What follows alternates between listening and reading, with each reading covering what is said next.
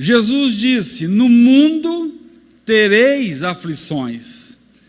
Olha, eu bem queria poder dizer para você que nós não vamos passar por nenhuma aflição, mas eu estaria aqui mentindo, estaria aqui falando uma coisa que não é verdade. Não é fácil poder viver isso, aflições. Nós estamos vivendo dias que muita perplexidade tem acometido a gente com essa pandemia aí do coronavírus. Olha, há muitos que estão sofrendo, e sofrem por diversas causas, por diversos tipos. Olha, todos sofrem de um jeito ou de outro. Uma vida sem sofrimento é uma utopia, é uma fantasia, não existe. Uma vida cristã sem sofrimentos é uma construção teológica contrária à Bíblia, às Sagradas Escrituras. As aflições, muitas vezes, são inevitáveis, até mesmo na vida do cristão mais fiel a Deus. O problema é que tem pessoas que pensam que Deus só está nas coisas boas. Quando alguma coisa dá errado e faz a gente sofrer, muitos colocam a culpa no diabo, ou até dizem que a pessoa está em pecado, é culpa do pecado dela, é por isso que ela está sofrendo. É como os amigos de Jó. Eu não queria ter amigos assim, né? Amigos de Jó, lá era mais para inimigo do que para amigo.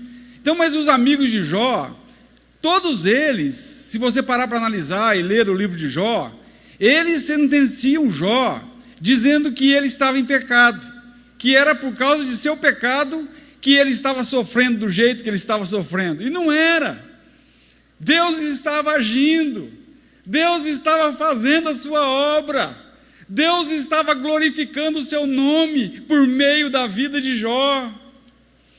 Olha, Deus, Ele não deixa de ser Deus quando sofremos.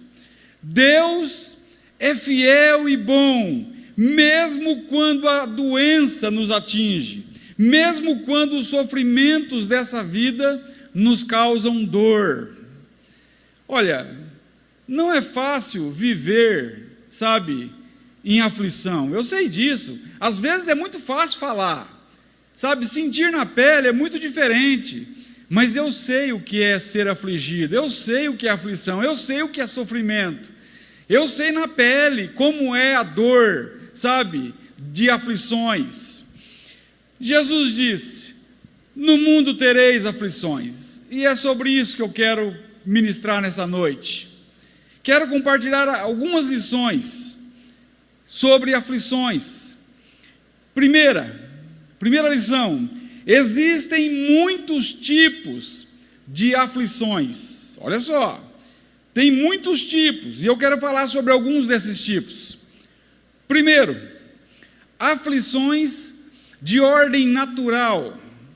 O homem, ele tem devastado a natureza, ele tem acabado com as árvores, com o leito dos rios, e isso gera muito problema, sabe, na natureza.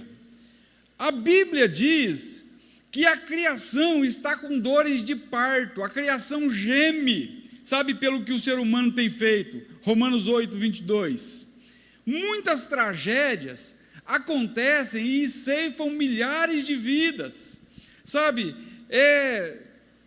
enchentes, tsunamis, terremotos, alagamentos, sabe, morro que desaba, e as pessoas ainda moram em lugares, sabe, de risco, e tudo isso faz com que o acidente seja pior, né? Em vez de tentar morar em outro lugar, vai morar em situação de risco, apesar que eu não sei como essas pessoas estão vivendo e qual a necessidade delas. Olha, isso tudo provoca muitas aflições. Para analisar. Nós No Brasil ainda não tem sido tanto, mas para analisar nos Estados Unidos aqueles furacões, quantos já houveram? No Japão, terremotos. E isso tudo acaba morrendo muita gente. Olha a barragem de Brumadinho que rompeu e a lama matou muita gente. Desastres, aflições de ordem natural. Essas aflições atingem a muitos e atingem os crentes também. Mas Paulo, um dia uma pessoa perguntou isso para mim: mas Paulo, Deus não pode livrar? E eu disse: sim, Deus pode livrar. Aí essa pessoa devolveu a pergunta e disse: e por que ele não livra? Olha só, o homem contendendo com Deus. E aí eu respondi assim, eu não sei, porém eu sei que Deus é bom, que Ele é sábio, e descanso nisso. Como disse alguém um dia, e eu já disse isso aqui: se Deus deixasse eu ser Deus por um dia, eu mudaria muita coisa, mas se nesse dia Deus me desse a sua sabedoria, eu deixaria tudo como está. E é assim que eu e você temos que fazer. Nós devemos entender que nós servimos a um Deus sábio, sábio. Não pense você que Deus, Ele não intervém, sabe, porque Ele quer, mas Ele tem propósitos, e muitas vezes os nossos livramentos seriam piores do que o silêncio de Deus. Deus sabe o que faz. Primeiro tipo, aflição de ordem natural. Segundo, aflição de ordem econômica. Sim, uma grande aflição. Outra aflição que abate sobre o mundo é a de ordem financeira, econômica.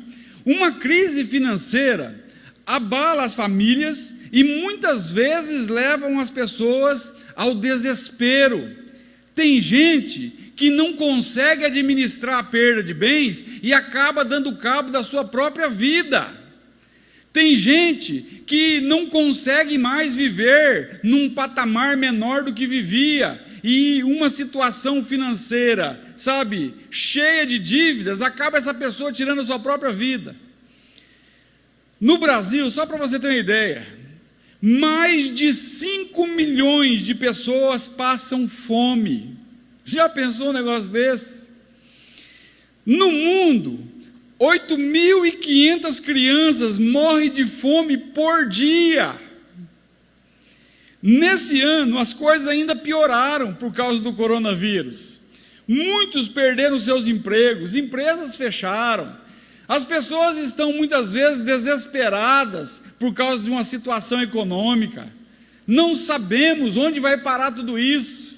Então, para analisar, nós vivemos numa insegurança terrena.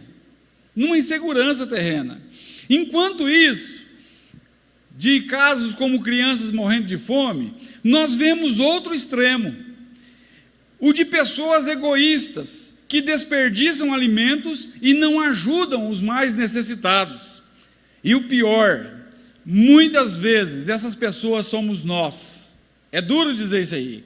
Muitas vezes, o que é reflexo, sabe, no mundo, é falta de amor no coração do ser humano. Ou melhor dizendo, não é falta de amor, porque todo cristão nascido de novo, ele possui o amor verdadeiro, o amor ágape, que Deus derramou em seu coração pelo Espírito Santo, que nos foi dado. O problema é que muitas vezes nós não usamos esse amor. Isso é duro dizer. A dor do outro, muitas vezes não dói na gente. O pastor Ariovaldo Ramos, ele tuitou uma frase tempos atrás, e eu comecei a refletir sobre essa frase e eu vi que é uma grande verdade. Olha só o que esse pastor postou no Twitter: a grande maioria do sofrimento humano seria resolvido pela própria sociedade, se nós nos amássemos. Terceiro tipo de aflição, aflição de ordem física. Existem muitas doenças que causam grande aflição. Um verdadeiro cristão pode ficar doente? Sim. Ninguém tem uma blindagem indestrutível. Ninguém tem um corpo fechado. Um cristão é um ser humano. A doença que atinge o ímpio atinge muitas vezes os crentes. Olha, abrindo um parênteses aqui, eu sei que tem muito tipo de doença que é consequência de pecado. Quais delas?